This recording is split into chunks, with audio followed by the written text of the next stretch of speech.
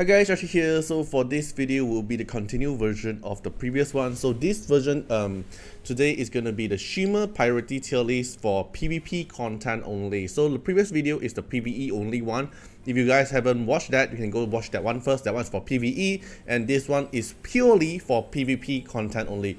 So this pure PvP content will cover by triple threats, beat bout, knockout, and warm-up match. So this is the four main consideration within the PvP content I'm gonna cover. Okay, so let's take a look here. So the first one we're gonna go through is gonna be Unas. So Unas as an AP pusher, overall, his performance in beat bout and knockout at R0, okay, so this part here we're gonna talk about R0 first, is not that strong.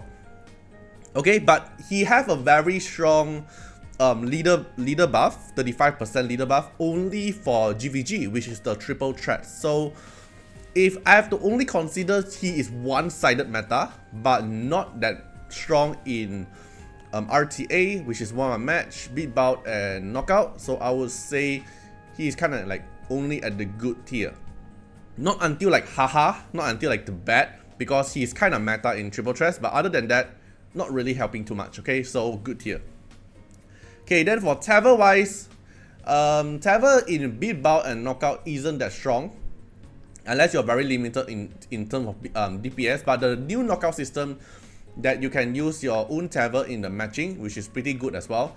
But other than that, you won't be really using Taver that much. So I would say Taver will also at the good priority, not that high, and also not that low, because he can kind of be a DPS, but only that. Okay, then for Champion, is still going to be the strongest buffer you can provide for a cleaving Esper, but she's no longer that important, especially in the current meta in knockout and beat bout, and also but she can be usable in triple threats and RTA, but in terms of beat bout and knockout, she isn't that high priority anymore because Wu Yu is everywhere, and it kind of makes Champion's value drop down a bit because you can't really cleave them. And Champion's AoE damage actually helps Wu Yu in a way, so I would say Champion is strong. Okay, then for Jiangju Li, is very strong, very strong after the buff, and then he deals true damage, he does damage that ignore defense, and then it's a very good counter to Wu Yu as well. It's not like direct counter, but it's a very good counter and also a very good pick in a lot of comp. He's pretty universal, so I would say Jiangju Li is either at the highest priority or strong. I would rate strong because there's other Esper at R0 it have the higher priority. Then for Cecilia here, it's pretty annoying because of the revive, but in terms of beat bout and knockout, if you just really want to use the R0 Cecilia, I would say it's just kinda haha. Okay, why would I say it's a lower tier than Unas is because Unas at R0 is already meta in one side. At least Unas is meta at triple threats. But in R0 Cecilia can't really excel in certain PvP content like knockout, beat bout is not really meta. In triple threats, not really meta. Then RTA is not really meta as well. So she doesn't have a very meta position at R0. So I would rate her lower than Unas. And while Unas isn't very good as well, but Unas is meta in triple threats. Okay, then for Tolan, I would say it's the highest priority, even though now Tolan value kind of fell off a bit, but Tolan is still being the fastest speed leader in the game and the most annoying controller in a way because of the time 0 hour is still being annoying. Just that Wu Yu meta came in, it kind of changed the value of Tolan, but if we don't talk about Wu Yu, Tolan is still being one of the strongest R0 Shimmer Esper in PvP content. Okay, then for Nusi, I would kind of rate around good or strong, somewhere here. It really depends on your point of view, I think, but I would say Nusi is at a good tier now because she kind of fell off a bit. She's still very annoying, okay?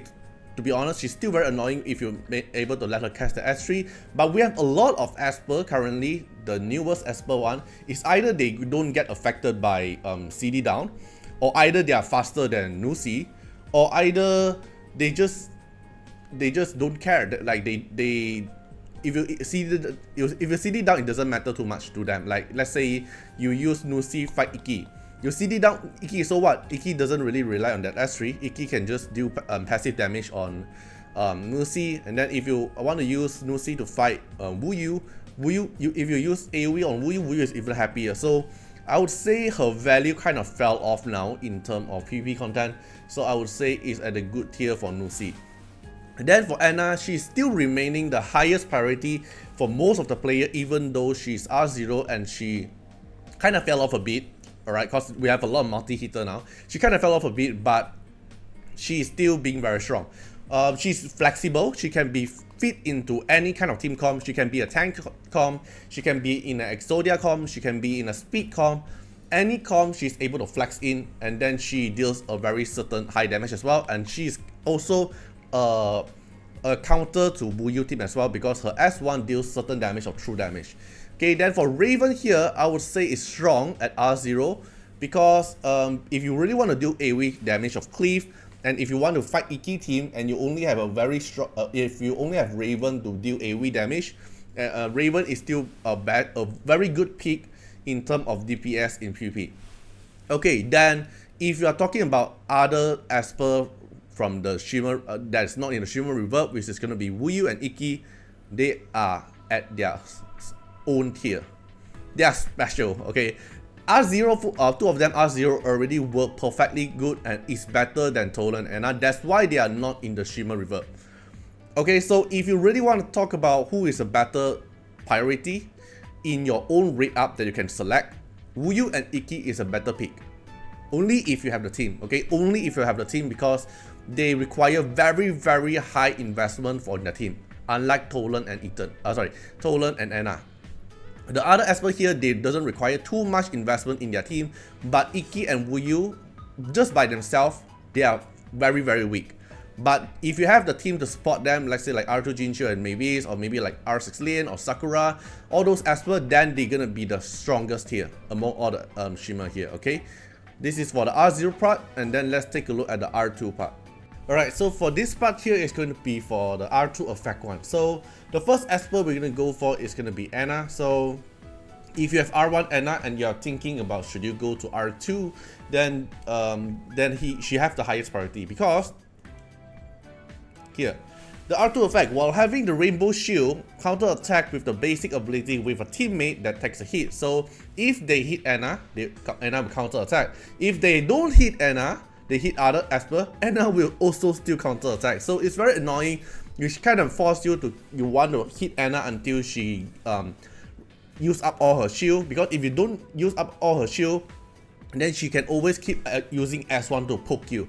And this S1 is very pain, because 100% of attack and ignore some defense based on Anna's speed, and then deals another extra true damage. Then this true damage will also affect to Wuyu as well, because it's 20% of the enemy current HP, so it's very pain. It can kill Wuyu very easily as well. So if you have R1 Anna and you can actually go to R2 Anna, this is a mega effect, very, very strong and the highest priority. Okay, then the next one, Unas. So Unas priority, I will go to Haha now, because as long as you have R0 Unas, it's already enough for the triple threats. You don't have to go until R2 effect. So the R2 effect only gives another attack up in the PvP, attack grand stack up to all allies for 2 turns after casting S3, but you doesn't really need that, because as long you only want one copy of Unas, that's the maximum you are going to try to go for in the triple threats, not necessary to go until R2 effect. So I would say it's Haha. Then for Tolan here, for the R2 effect, I would actually rate Tolan R2 effect the highest priority as well, because not just the Tolan effect, because in terms of Tolan, you kind of want to play speed. And if you want to play speed in beat bout and knockout, and also in triple threats, I think, powers matters. And the way you get more power is only from his Divinate, from his skill up, from the rival rune boost stone, and the final way is going to be the resonance. And not to mention, the resonance effect here is good. Extend all enemy ability cooldown by 1 turn when Tolan dies. Cannot miss and cannot resist. So this is guaranteed trigger, and Tolan will die very easily, because Tolan gives a lot of taunt to the enemy, and enemy are forced to hit Tolan. Then Tolan will die easily, and then when Tolan die, it will give an AoE everyone ability cooldown by 1 turn. This one is very annoying, because let's say you're gonna fight Sakura, Then Sakura get CD reduction, increased by 1 turn the extend cooldown. Then Sakura is not able to cast her S3, which means Sakura will not able to cast the S3 shield protection and the team is not able to get buff. So it kind of delay for 1 turn. It's very annoying. So I would say it's the highest priority. Then the next one, Raven. So Raven R2 effect here will give her S2 reset. And this one here is very strong in PvP because usually if you want to use Raven in PvP, after you use the passive cleave and then you cast S3, that's all Raven DPS moment.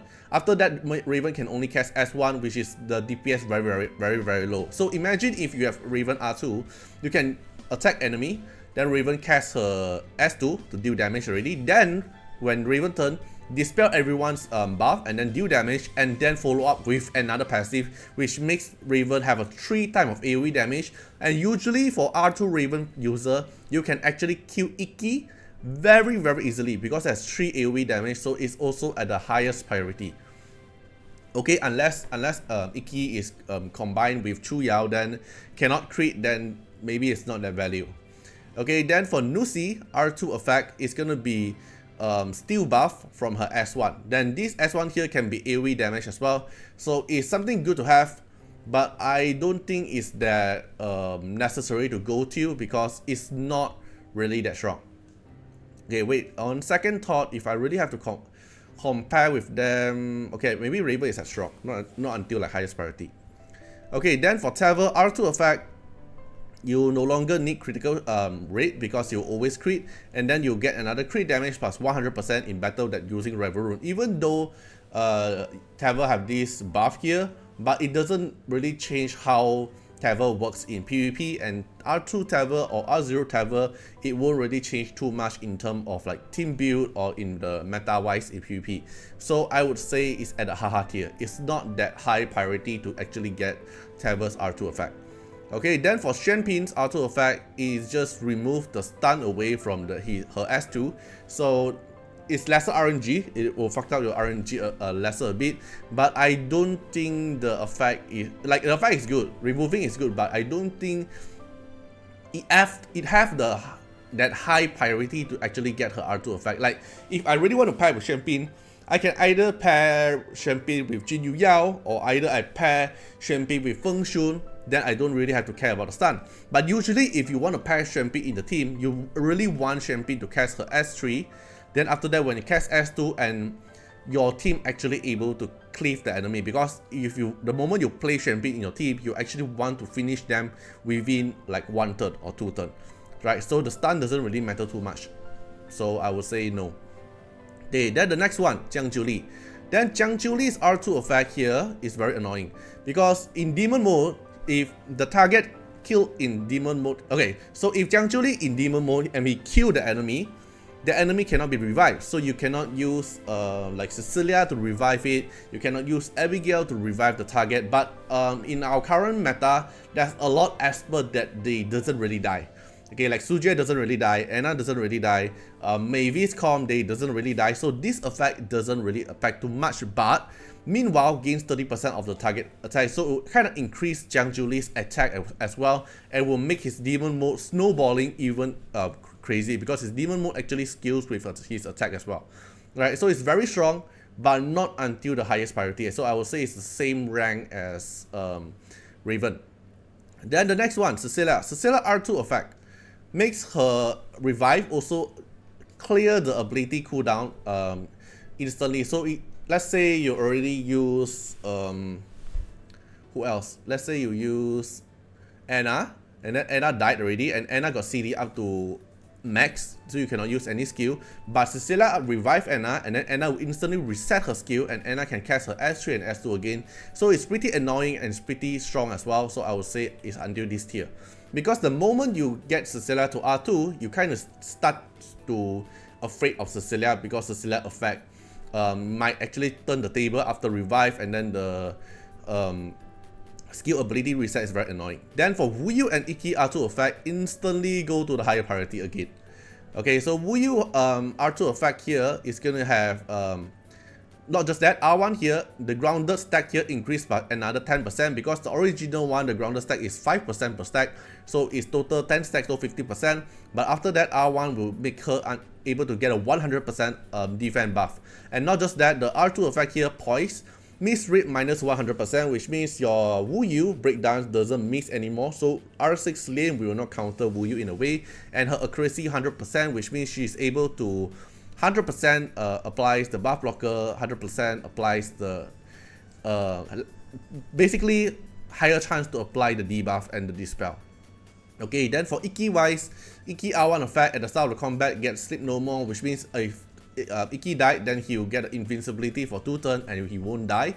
And then the R2 effect here, as long as he casts S1, he will get extra waxing moon, which means you make Iki able to stack his stack even faster. Alright, so both of them have the highest priority if you are able to get them to R2.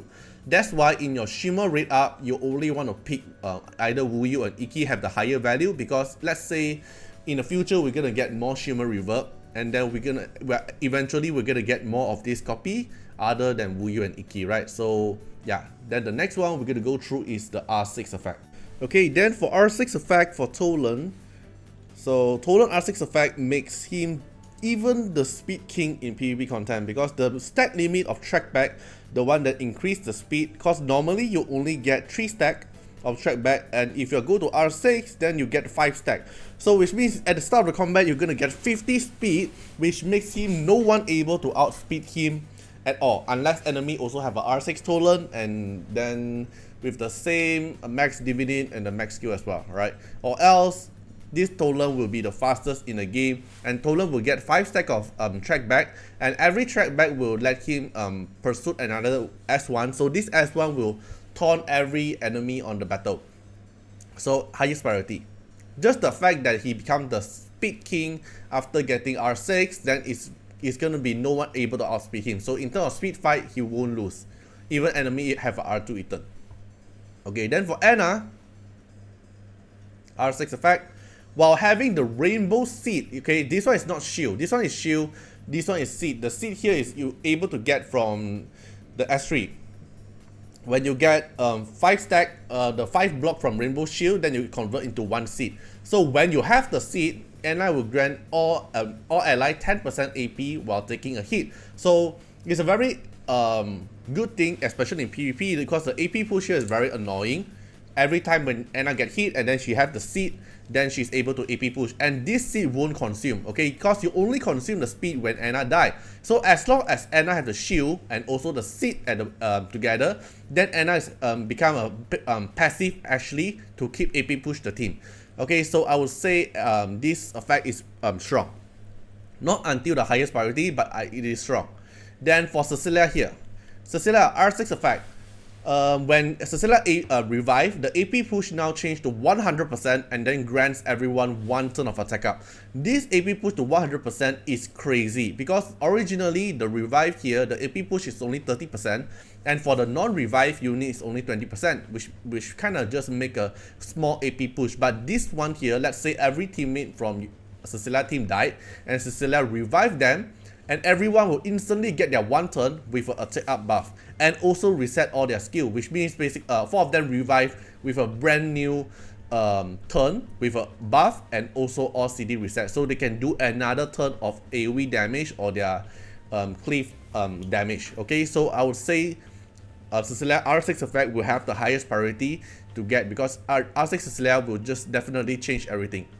Okay, then for Jiang Jiuli R6 effect, in demon mode, while attacking in demon mode, deals splash damage to 1 more enemy. So you can kind of consider this like Brewster R6 effect that can shoot 2 bullets. And this demon mode, when Jiang Jiuli jump on 1 target, it will do another splash damage to a random 1 enemy, and the splash damage is 70% of the attack that ignores defense. So it's a very good damage to like defender like Wu Yu as well. Okay, it also recovers HP from what the damage he deals. So let's say Jiang Jiuli kills a lot of target, he stack a lot of the 30% attack already, then the splash damage will make his damage even higher.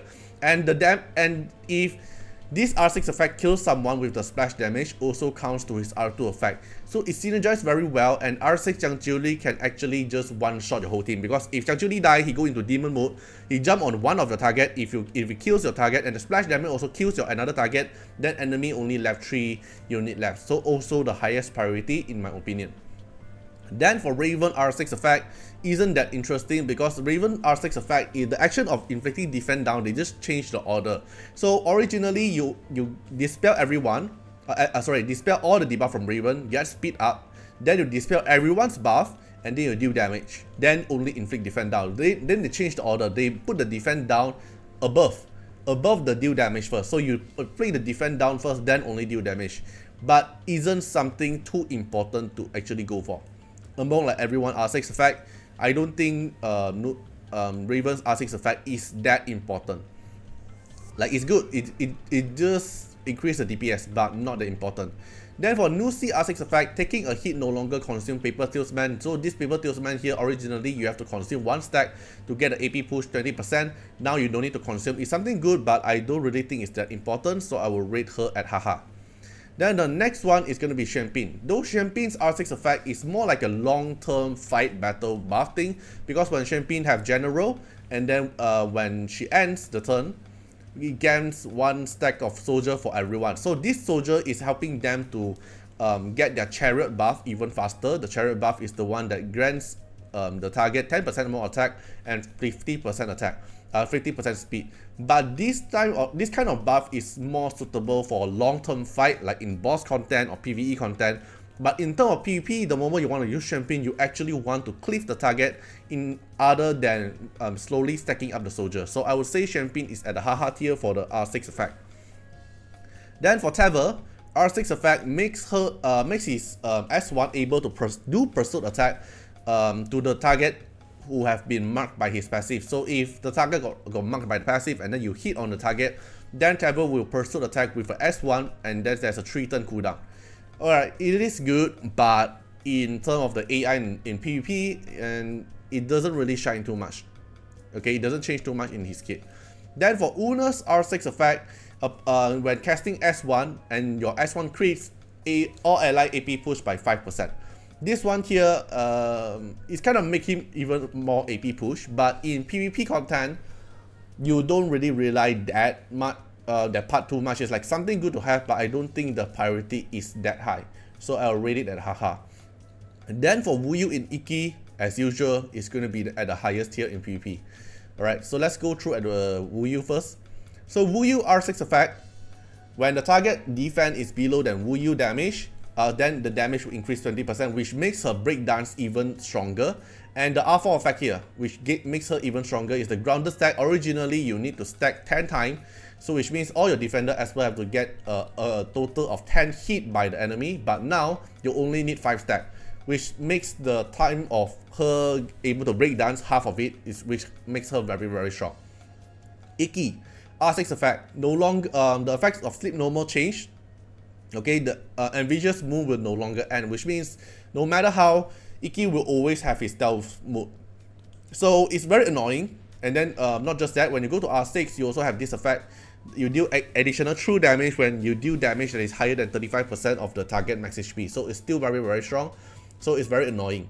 Okay, because Iki will no longer end the ambitious moon, then Iki can only be hit by AoE damage, even though when he die and he go into the what's that called, invincibility mode, but he's still in the invincibility mode, so you cannot use single target attack to hit him. You have to kill every one of his teammates, then he's the only last one standing. Then the ambitious moon stealth mode effect will only wear off, or else he will no longer end his stealth mode.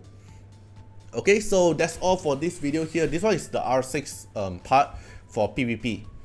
Okay, so this video, as usual, I've already covered the R0, R2, and R6 for pure PvP content only.